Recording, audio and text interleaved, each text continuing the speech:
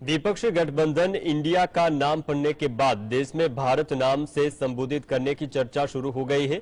बीते दिनों पीएम ने भी संसद में विष्णुपुरा का हवाला देते हुए कहा था कि समुद्र के उत्तर में और हिमालय के दक्षिण में जो देश है उसे भारत कहते हैं और इसकी संतानों को भारतीय कहा जाता है।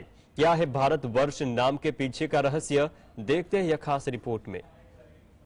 इतिहास में 3 बार भरत नाम का जिक्र आता है। एक शकुंतला दुष्यंत के पुत्र भरत, दूसरा राम के भाई भरत और तीसरा सबसे अनादि भारत जो विष्णु भगवान के 24वां अवतार में से एक थे और जिन्हें जैन धर्म का तीर्थंकर आदिनाथ भी कहते हैं।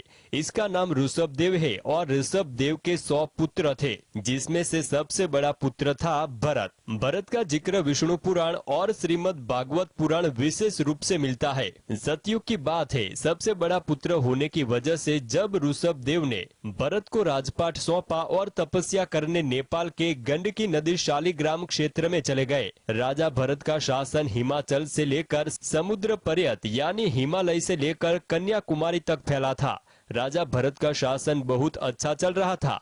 ऋषभदेव के पुत्र भरत के नाम पर ही देश का नाम भारत वर्ष पड़ा था। जिस प्रकार तामस अहंकार से शब्दादि 5 भूतंत मात्र उत्पन्न होते हैं, उसी प्रकार पंचजनी के गर्भ से उनके सुमति, राष्ट्रभृत, सुदर्शन, आवरण और धूमकेतु नाम के 5 पुत्र हुए, जो सर्वथा उनके सामने थे। भारत जिसका नाम पहले अजनाभ वर्ष था, राजा भरत के समय से ही भारत वर्ष कहा जाता है। Bureau report, GST।